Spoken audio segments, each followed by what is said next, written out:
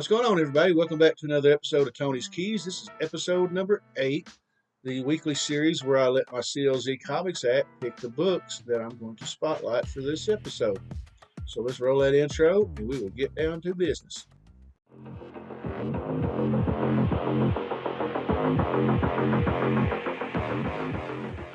For our first book, from 1989, we have Marvel Comics Presents issue number 25. For those of you who are not familiar with this series, I forgot how many issues it ran, but they'd pick like 4 characters and they'd do 4 separate stories and they'd branch them out through a multitude of issues. Wolverine did the first 10, and then they started picking different X-Men members, and the main story of this one featured X-Men's Havoc. But the key significance of this book is that it is the first appearance of Myntien, and I don't remember this guy at all. I know he was a big thing at the time, but he's kind of fizzled out. But that's what the app has listed as a key significance for this issue. These early issues of Marvel Comics Presents really did have some great stories. Like I mentioned before, the issue 1 through 10 with the Wolverine Save the Tiger is probably still one of my favorite Wolverine stories, because it led into the Wolverine Volume 2, Number 1 that I featured in the last episode. So if you get a chance, you can find a lot of these for pretty cheap, probably in the dollar bin. Just pick some up and give them a read. I'm sure you'll like them. Next up, from 1989, we have Avengers West Coast, issue number 54. Now, a lot of apps, when they rank the Avengers books, it's known as West Coast Avengers. This series, the Volume 2 run, and up to a certain issue number, I think it was somewhere in the 40s, it was called West Coast Avengers. And then for some reason, they switched it to Avengers West Coast. That, don't believe it was this issue. But the key significance for this issue is that it's the first mention of Giganto, another character that I don't remember. It's a nice little homage to Fantastic Four issue number 1. And it is part of the Acts of Vengeance crossover that was going on in the Avengers titles during that time. It's a pretty fun read. You get a chance. Acts of Vengeance was a pretty good, interesting concept where some of the villains teamed up and they switched enemies to try to throw off the heroes. Of course, it was all orchestrated by Loki. You find that out later on, but of course it failed. But because villains ended up fighting each other, so it was doomed to fail. But it was a pretty good storyline, so I recommend it, and you should pick these up because you can still get some for fairly cheap. All right, next up from 2014, this is from the Volume 3 run of Amazing Spider-Man. This is Amazing Spider-Man issue 1.5. It's called Learning to Crawl. And basically, they just retell Spider-Man's origin. They did this little mini-series within the series. There's like 1.1 to 1.5 and called it Learning to Crawl. There's a character named Clash that shows up. That's one of Peter's friends that I guess, they changed the origin up a little bit. But, I mean, it was an okay story. But if it wasn't part of the Volume 3 run at the time that I was collecting them, I probably wouldn't have picked it up. So, I mean, if you just really got to have a complete Volume 3 run, then you need to pick this up. Next up from 1989, this is a key Batman book. And for some reason, for a lot of people, this kind of flies under the radar a lot. This is Batman 436. It's one of the parts, I believe it's not, part 1 of the Year 3 storyline, where they talk about, I believe, if I'm not mistaken, I think the person that killed Dick Grayson's parents is up for parole. That's a little side story.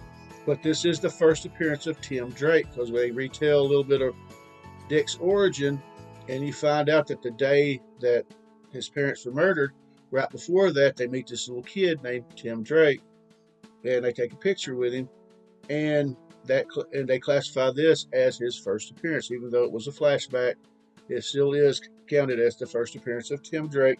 Now, of course, we all know Tim would come back as a teenager and become the third Robin. So if you like Tim Drake, you got to have this in your collection. It's a really great storyline. It was only 4 issues. And after this, it led into the Lonely Place of Dying story arc that crossed over with Batman and New Titans, and that was when Tim came back as a teenager. Spoilers. But yeah, this is a really good read, and I highly recommend you pick it up. We're going to step into the Bronze Age for this next book. we have Thor, issue number 228. I believe I got this one from my buddy Greg. I believe I did. Key significance is that this is the origin of Ego, the living planet. And if anybody watched the second Guardians of the Galaxy movie, they know Ego was in that movie. And I haven't actually read this book, but it is on the read pile. I'd like to go back. I got a lot of old Thor I need to go back and read since I picked them up. So if you're looking for a good key issue involving Ego, the living planet, pick it up. 1992, from the Rise of the Midnight Sun storyline, Part 3. This is Morbius, the Living Vampire, issue number 1. My copy is still polybagged with the poster. This is the first ongoing solo title featuring Morbius. Morbius is a really interesting character. I loved his take. The series really didn't last long, but I loved it. It was part of, like I said, part of the Rise of the Midnight Sun crossover with Ghost Rider, and I believe Ghost Rider Blaze Spirits of Vengeance started with this one. They did the Darkhold. They had the Night Stalkers. So you had like a lot of interesting dark characters. Like you had the Danny Ketch Ghost Rider, Johnny Blaze, Morbius, Blade, Hannibal King, I believe Frank Drake, and the Darkhold Redeemers. I don't even remember that team. And it was a really fun little 6-part storyline, and each one came bagged with part of a poster you could put together and make this big image. And I may put it in there somewhere if I can think of it. But this is a really great book. It goes to a really legendary storyline, and some of these books are starting to heat up because of the rumors that they may use the Midnight Suns in the MCU. But don't buy it for spec. Buy it because you want to read the story. And this may actually be in trade as well. And if you like this issue number 1, pick up the rest of the series as well, because it was from 1993, spawning from Image Comics. We have Pitt, issue number 1. This is the first appearance of Pitt, and I don't remember nothing about this character. I just remember, I know back in the day, boy, I sound old when I say that. Back in the day, so I was trying to collect all the earlier first appearances or first issues. This was one of them. I had a few issues, and the Pit was an interesting character. Like I said, he was created by Sam Keith, I believe. But that's all I can really tell. I don't really remember it. I'm going to have to give it another reread. But I seen it in a dollar bin at the Batcave in Conway, so I had to pick it up. And if you really like the classic Image stuff, and you're trying to pick up those earlier key issues, then you got to get this one. Look at that cover, man. That is amazing. So yeah, you probably still find this in the dollar bin, so if you get a chance, pick it up. Our next book comes to us from 2020. Now, in, I believe it was May of 2020, I got back into collecting after being gone for 5 years. Of course, I'm going to pick up some Batman books. Heard about this character, so I snatched it up really before it went up. This is Batman Volume 3, issue number 89. Of course, by now everybody knows. Now this is listed as the first cameo appearance of Punchline and the first cameo appearance of the designer. Now this book has really skyrocketed in first print, and I actually got this one off of eBay for cheap because the first one I found was actually in the Walmart pack, and it was a third print. And the third print's starting to go up a little bit, but you can still get it for around $30. But this is the first cameo, like I said, cameo of Punchline. And I love me some Punchline, so I had to get it. And like the hell arisen, I bought 2 of these Walmart packs. So I gave my extra third print to my daughter because, like I said in the other video, I thought that she would probably enjoy the Punchline character. I don't know if she actually does, but I know she loved Harley, so that's why I gave it to her. But yeah, if you can find one of these on the cheap, go ahead and pick it up, especially if you're a Punchline fan, because this is a really great story as well. All right, our next book coming to us from 1986. We have X Factor number 6. Oh, wait a minute. How the hell did True Believers get in there? We have X Factor number 6.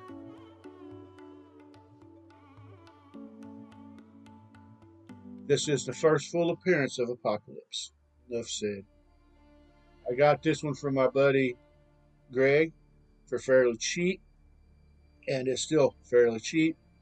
That True Believers was the first one I actually got. I got that for $1, and then it wasn't too long after that I was able to get an actual copy. Apocalypse is one of my favorite X-Men villains, or I should say in this case X-Factor villains, but now he's considered an X-Men villain because, you know, it's all connected.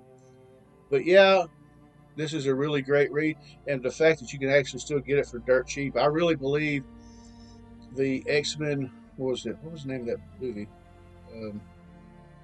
Rise of Apocalypse or whatever.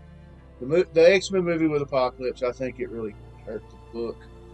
And I kind of dug the movie. I had my grievances, but, you know, it was alright. But if you like Apocalypse, of course the best version of Apocalypse is in the X-Men animated series from the 90s. I said it. But, yeah, you should pick up X-Factor number 6. And if you can't get the original, which you should, because like I said, it's fairly cheap, you can get that True Believers I flung. Alright, next up from 1991. Now this issue actually gained a little bit of steam after everybody saw the end credit scene of the first Avengers movie. It shot up to unbelievable heights, and then it dropped back down after the story was over with. But we're talking about the Infinity Gauntlet issue number 1, and this is just the premiere issue of the storyline. Now, I loved Infinity War and I loved Endgame, but I always said that my biggest critique of the Thanos character in MCU was they didn't do him right. Now, I know they had to do some kind of thing where he was a likable villain and he had a goal. He was trying to balance the resources of the world to make things right, even though he was trying to go do it in a crazy fashion. But actually, they didn't dig it for me, because I read this series and I knew that the real reason why he was doing what he was doing, why he was wiping out half the population of the universe, was simply to impress a chick. That was it. He was trying to win the affections of Mistress Death. And he promised her that he would do it, and he did it. And she still spurned him anyway. But if you love this, you know, Infinity Gauntlet was part 1 of the Infinity Trilogy, well, the trilogy at the time. Then there was the Infinity War and Infinity Crusade, and it all started with the Thanos quest, which I actually did a preview of in a previous video of issue 1. But this is really an awesome 6-issue limited series. And the set you can get, I would not say fairly cheap. If you try to buy the set, it's probably going to be a little bit more expensive. So if you can't afford the set, just pick up the trade, because it is really great read, and I think you would enjoy it a lot. Alright, next up from 1987, another legendary classic, we have Amazing Spider-Man issue number 298. Now, this monumental issue was a build-up to issue 300. And the key significances of this issue is that it's the first appearance of Carlton Drake. It's the first appearance of the Life Foundation. It is the first cameo appearance of Eddie Brock as Venom. And it is the first cover and artwork done for the series by Todd McFarlane. This was the launch of the Todd McFarlane era that ran from 298 to issue 328. So if you want to get a book, or if you want to get some books to start getting your run on the Todd McFarlane issue from Amazing Spider-Man, this is where you start. That said, I'm going to end this episode with a slabby. It's been a while since I did a slabby. So the last entry for this episode is Amazing Spider-Man issue number 361. This is the first appearance of Carnage. I got this. This was one of my original copies. This was my original copy I bought off the stands. It went through hell in the 90s because I read this a lot. It's one of my favorite stories. Got it cleaned and pressed by my buddy Greg. We sent it into CBCS and it came back as a 6.0, which is fine. I can live with that. One of these days, I will probably try to upgrade it. I would love to at least get an 8 or a 9. I'm not going for a 9.8. Forget that noise. But I would just love to get at least a higher grade. And I may actually keep this one since this one's from my childhood. But, you know, it's the first experience of Carnage. If you love Carnage, this is where you start getting Carnage books. And it's a fun little 3-part story as well. So if you want to get it, I go pick it up. And that's going to do it for episode 8 of Tony's Keys. I want to thank everybody for watching. If you're enjoying the content, please like, comment, and subscribe. And don't forget to ring the bell for future notifications and to be up to date on the latest videos. And join us back here next week for episode 9, where I'll let the CLZ app show us some more books that they picked from my collection. So until then, be safe, take care, and God bless. See you.